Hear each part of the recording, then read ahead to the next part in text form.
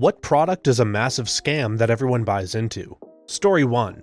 Companies that sell stars or name stars. No one owns stars. You can't own a star, and there is no governing body that authorizes the naming and ownership of stars. You, my friend, have just purchased a piece of paper for $200. I agree, but it doesn't always have to be negative. For example, my mom bought one for my grandmother after she passed away. She did it through the local observatory so they could take my grandfather there, see the night sky show they put on, and he could see my grandmother's name up there. My mom knows the star isn't really named after my grandmother, especially because I'm fairly certain the observatory specified it was only for a limited time frame, but it was for the experience, giving my grandfather a nice little moment, and it helped fund that observatory. So, I mean, slightly different scenario, I suppose, than scams making you think it's your star. Yeah, sort of like sponsoring an animal at the zoo. You can do that here anyway, at Chester Zoo, which is a very important establishment and charity for conservation and zoology, not just an animal show.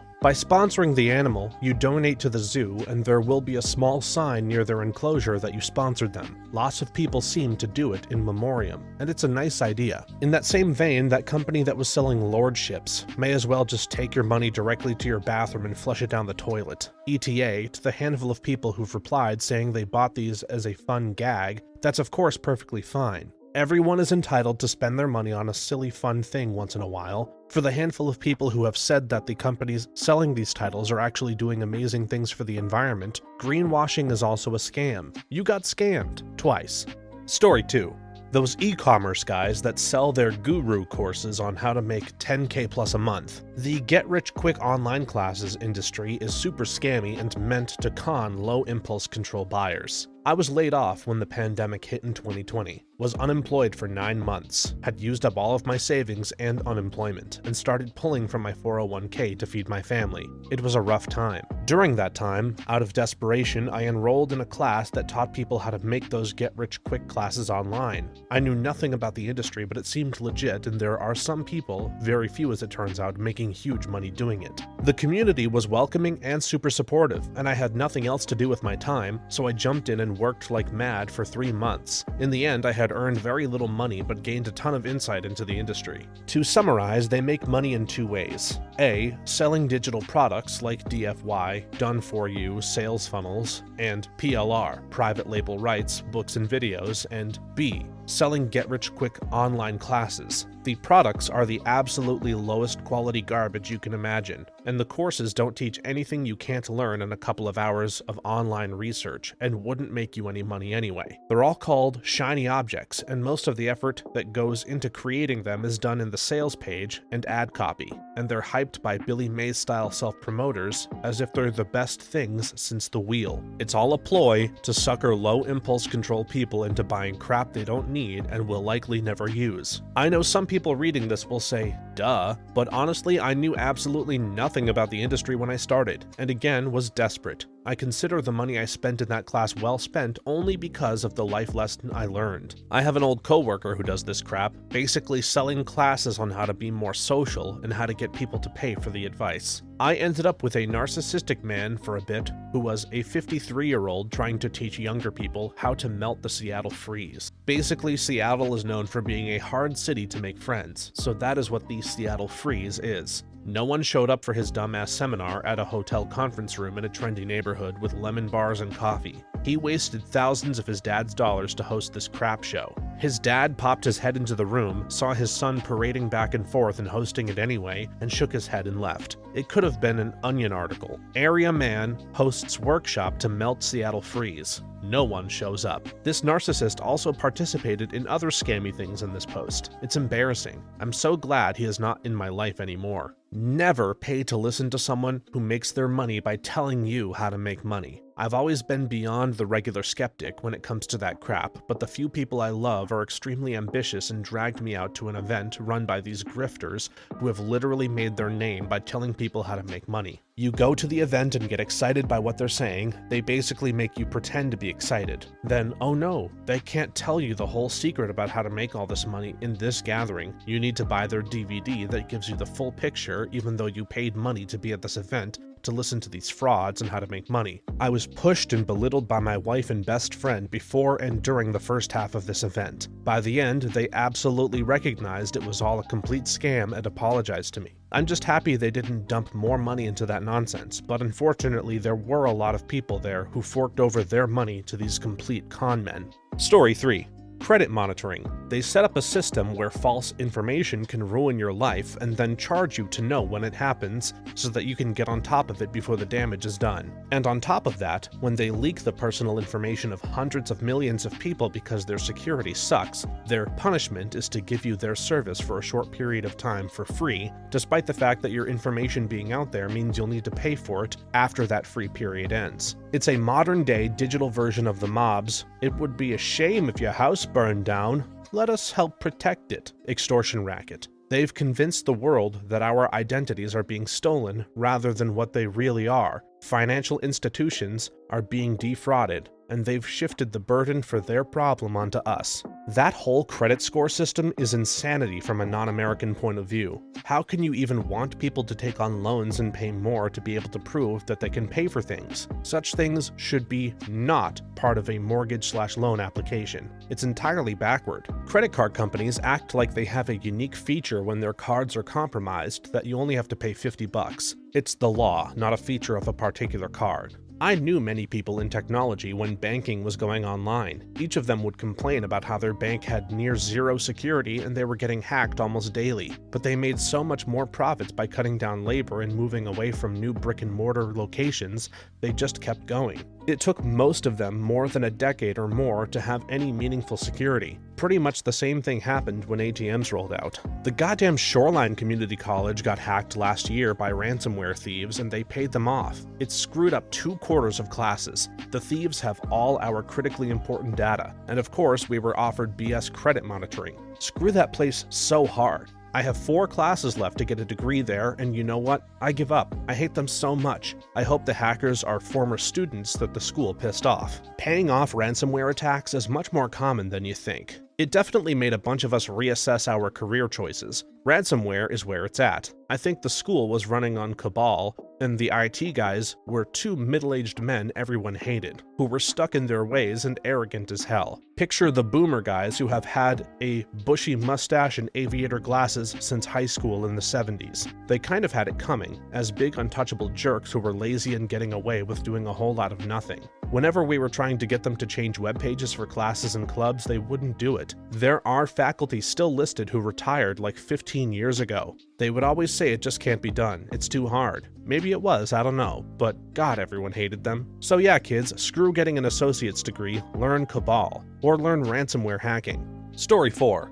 Herbalife. They must have done something special to manage to sell it to a lot of people. A guy on my Facebook hit me up 8 years after we last spoke. It was so out of the blue. I looked at his profile, and of course, he's doing Herbalife. He hadn't actually pitched anything yet, so I responded while waiting for it to come. He ended up asking for advice on how to get out.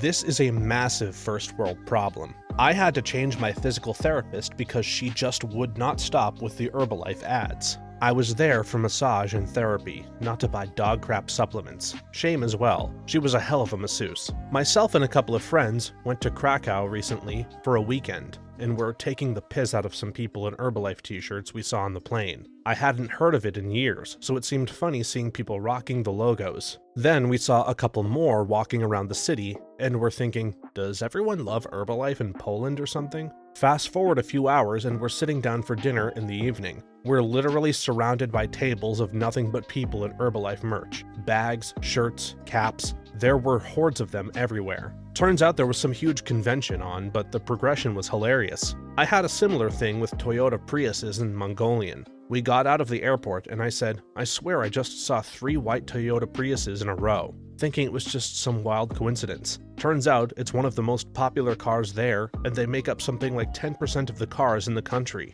I think it's due to a lack of domestic manufacturing, poverty, and high emission standards. They basically just take every old Prius in Japan and send it to Mongolia. It had the interesting effect of having cars with steering wheels on either side, but always driving on the right.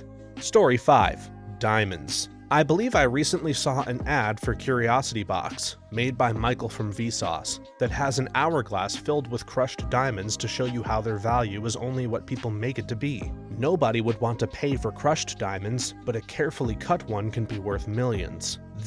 I started reading about diamonds and blood diamonds in the 70s. When I met my now wife in 1983, I told her, "I will get you anything you want that's in my power to get you, except for diamonds." In 40 years, I've given her different kinds of jewelry, but never diamonds. Such a huge ripoff. My girlfriend and I were 6-digit income dink and decided to get married. She did not want an engagement ring or a diamond wedding ring. We had a goldsmith custom make our gold wedding rings. Those rings and a marriage license were our total wedding expenses. Already had an extended vacation planned in Hawaii. We eloped by not telling our friends and family of our intent to marry in Hawaii, so no wedding ceremony, expense, or bother. And our 3-week honeymoon was already planned and paid for. Those skipped expenses went towards our early retirement. My girlfriend and I had lived together for 11 plus years. Our friends and families were thrilled we finally got married and threw 2 celebration parties for us.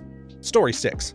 Donut holes. The bakery steals the middle of your pastry and then sells it back to you. Unless things have changed, that's not how donut holes are made. I worked for over a decade at a donut place, and a special attachment is fitted at the bottom of the plunger, causing what would normally be ring-shaped donuts to instead come out as a ring missing sections, so the end product can be snapped easily into 4 small pieces. That looked like that might have come out of the center of a donut, but in reality the plunger makes them come out to ring-shaped. With yeast donuts, the cutting tool does cut ring-shaped donuts, but the excess holes are combined with other dough for other donuts to be made, but it's not typically deep-fried and sold. This isn't universal, but exceptionally common. This is inaccurate. They are made separately and differently. Source: worked at Dunkin' for a time. People go there for their coffee, which is strange because their coffee is garbage and more easily made at home at higher quality. However, they take their donuts more seriously than you might expect. The shop near my house gives you the donut hole with the donuts. You buy a dozen donuts and you'll have a little baggie with 12 donut holes, free of charge. They also give out to kids no matter what you buy. Everything is homemade, and the folks that own it are seriously some of the sweetest people. The best part is that there was no donut hole in the first place. My former in-laws bought an established local donut shop, which is surprisingly not a terrible investment, and there's a machine that you crank over the top of the donut fryer that drops the batter into the donut shape. So nothing punched out of the donut hole shape from the donut. Donut holes are a cute marketing technique to sell mini donuts. Story 7. Those bracelets with a sticker on them that claim to align your magnetic field or whatever. So I forgot the brand, but about 20 years ago while working at a nutraceutical expo, my coworker bought a $200 pendant that supposedly makes you healthier and sleep better, blah blah. They do some kind of measurement like an oscilloscope before you wear it and after. They have posters showing Madonna, Tony Robbins, etc. wearing it. The photos are from afar, like paparazzi shots, but show that pendant with weird patterns on it. So as a joke, I took his pendant and wore it on my neck under my shirt. Went to the booth to listen to the spell. They did the test and my measurement was all in disarray, as they expected. Before they could get to the next step of me wearing it, I opened my collar and showed them, but I'm already wearing one. I got a cold glare and the guy just turned around and ignored me. Yeah, I remember being at a trade show and one of those booths was advertising their bracelets. They called on me to come demonstrate it and I said sure. When I got up there, I was asked to stand on one foot and put my arms straight out to my sides. My girlfriend realized they were going to try and knock me over, and she said, "His balance is impeccable, by the way. He's been skateboarding for 15 years. They were so confident that they proceeded with trying to push my hand to the ground to throw me off balance, and I barely moved. They then, still confident in I don't know what, they had me put on the bracelet and do the same thing again. As soon as she pushed down on my arm, I let my leg give out and fell over. Everyone watching just laughed, and the 2 employees in the booth were so annoyed they just said, "Oh, F off," and took the bracelet off while I laughed. I know from doing yoga that if you do a pose on the right side of your body, most poses have a side, that is new to you, you'll usually be wobbly and unsure on the first side. In the time it takes you to come out of the pose and go to the other side, your subconscious brain is figuring out this new thing. You go to the second side and it's already a little easier as your brain worked on it a little while you weren't even really aware of it. So when they do these demonstrations where you can't do the thing on the right or on the first try, but then are able to do it on the second try with the magic bracelet, it's a scam. You'd be able to do it the second time anyway. Story 8. Sudafed regularly. You absolutely should be going to the RX counter and getting the non-prescription but controlled version. Hell yeah, dude. Phenylephrine sucks. I have a cold right now, and I went up to the counter at CVS the other day and asked for any cold or flu medicine with pseudoephedrine. I didn't know which brand they had back there. Could have been Sudafed or Advil or whatever. The girl looked at me like I was crazy. I hate that there's a stigma against using a decongestant that actually works. She asked if I wanted 12-hour or 24, and I asked to see the packages in order to decide, and she held them up like 8 feet away from me, acting as if she was protecting some sort of precious objects, while I was trying to read the milligrams of pseudoephedrine in each. Anyway, I felt great since I got it. It's a wonder drug. Not only do my symptoms go away, but I feel energetic and my mood is enhanced. Just gotta take it early in the morning so it wears off by bedtime. This goes for a lot of over-the-counter medicine, though it's not so much the ingredients that are the scam, it's the marketing. Nurofen is the worst for this in the UK.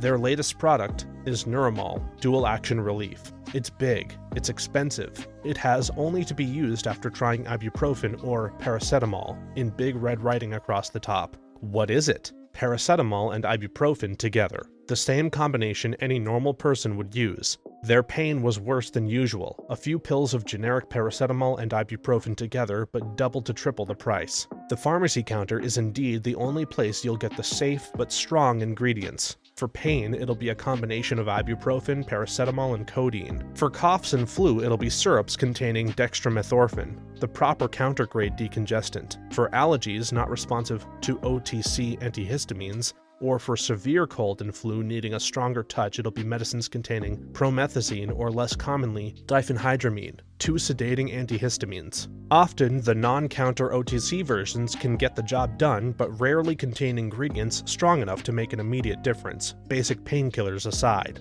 Ingredients like guaifenesin and phenylephrine can help with very mild symptoms, but aren't usually enough to cover placebo. The counter-grade ingredients are generally accepted as safe and effective, but require careful use or monitoring, e.g. codeine can be addictive after 3 days usage, and diphenhydramine can have the rare potential for abuse.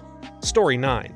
Ticketmaster. I loathe Ticketmaster with a burning passion. They've made attending live music prohibitively expensive, and have actually monopolized the market. Also, they not only support but encourage scalping. They should be criminally investigated. Yep, they scam us all. Ticketmaster owns Live Nation, so if an artist wants to book through them to get the venue they want, they are told they also have to sell their tickets through Ticketmaster. Personally, I think there should be a limit to how much a ticket can be resold for, like a 10% increase. But Ticketmaster doesn't do that because they get to make even more money off that resold ticket, so they don't care. They also claim their prices are so high to prevent scalping, but they are the scalpers themselves. To add to this, because people don't seem to be aware, Ticketmaster, StubHub, and Live Nation are all the same company. They own the venue, the marketplace, and the fake secondary marketplace they use for price discrimination. They are trying to completely monopolize live entertainment in North America. Add to that, professional sports leagues advertise for StubHub.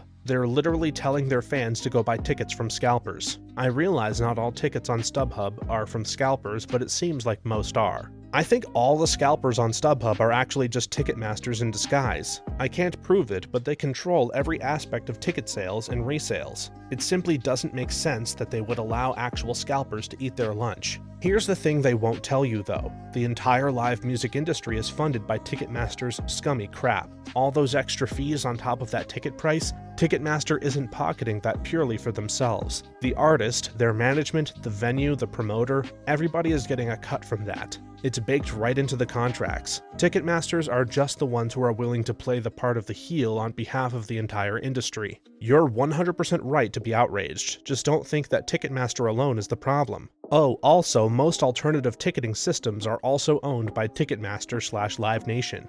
Story 10.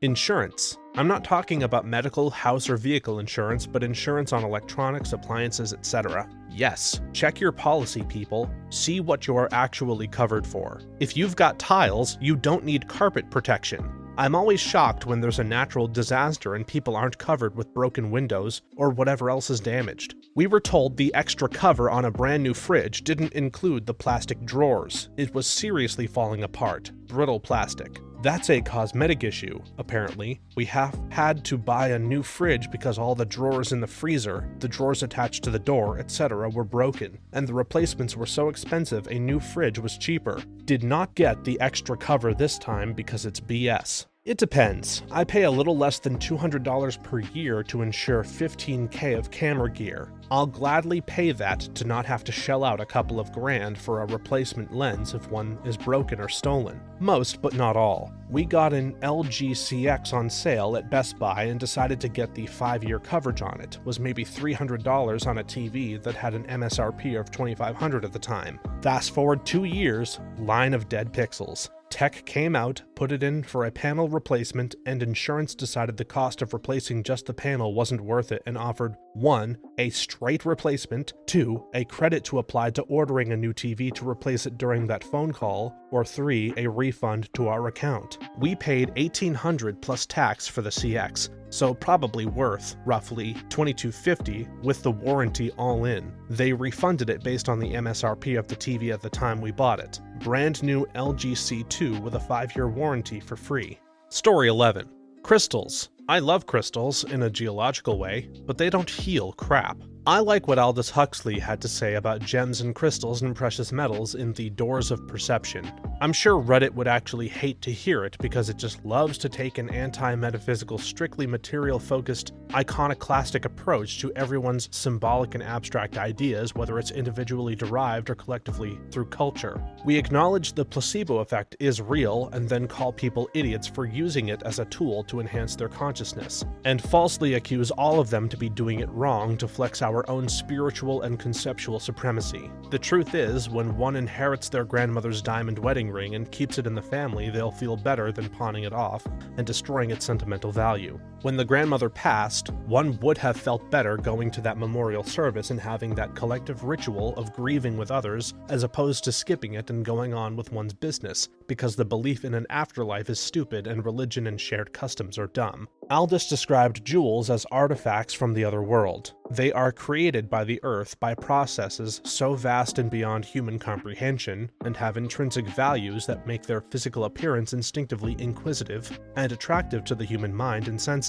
All human beings have sought after gold and jewels because they remind us of an astral realm and of natural or even supernatural processes that exist beyond our living fleshy plane of impermanence. The body dies and is mortal, but like the precious gem, the spirit is impermeant. They are artifacts from that world to our subconscious. They are the only things from nature humans give intrinsic value to beyond its use as a resource. If you don't think gold has power over men, then you need to relook at all of history. Gems and precious metals represent the impermeant aspect of our spirit compared to our transitory bodies. As above, so below, but after another manner. Many things we do make us feel better and change our moods and lives that science can't necessarily put an empirical quantitative value on. Do these things physically heal you? Probably not. Can they play a role in the healing process? It would appear so. You know, therapy dogs don't actually cure diseases or heal, but they sure help people who are terminally sick. The human experience goes beyond what things are in a strictly physical sense.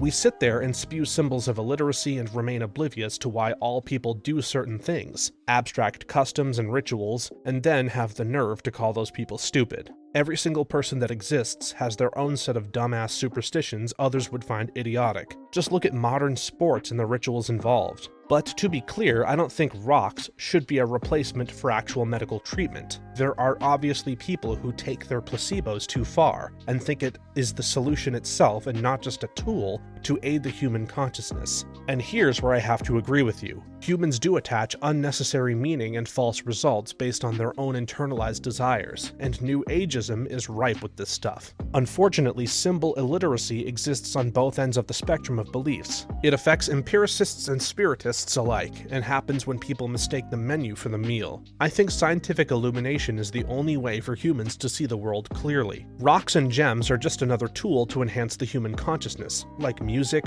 art, or ritual or placebos, like the Eucharist. But music sells and so does art, and that's not stupid. You don't need an instrument to detect and quantify spirit to define it. Spirit is simply defined as the collective vibration of our physical bodies, fire or emotions, water, our intellect, air, and our social/sexual interconnections, earth. Nobody would dispute the existence of those four aspects of our human consciousness, but for some reason when you talk about them all together as one concept, people lose their minds. Let's be even more honest with how dumb and superstitious humans act, especially when it comes to groupthink. The only reason this comment was upvoted and not downvoted into oblivion is because I quoted and referenced to Aldous Huxley, which people have a generally good bias of, and that likely got people to think differently instead of predetermining their negative empirical bias towards my rebuttal. Had I said the same thing but left that name out, the reception of this comment would have swung the other way. Think for yourself, people.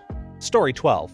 For-profit colleges and fully online courses for some jobs. For example, you can't become a nurse by only taking online courses. I also heard about someone getting an online cosmetology program. So many students pay thousands of dollars for programs that are not accredited. My alma mater switched to this. It was a small, well-respected college that produced knowledgeable graduates with invaluable hands-on experience. They switched to online learning and are ditching the campus. Profits skyrocketed, but actual knowledge that is needed in the field plummeted. Then they wonder why no one wants to hire the new graduates. They are still relying on the reputation of how it used to be and milking the new kids. I feel bad for the new students who don't know better. Money gone to waste. While I 100% understand the kind of programs you are referring to, you absolutely can take a fully online nursing program and become an actual factual registered nurse. Those programs do include in-person clinical requirements and lab time. But as far as the coursework, you can totally do nursing school entirely online. My wife graduates from an online program in a month or two and already has job offers lined up. But yes, if a nursing program tells you it's fully online with nothing else in person, then that's definitely a scam.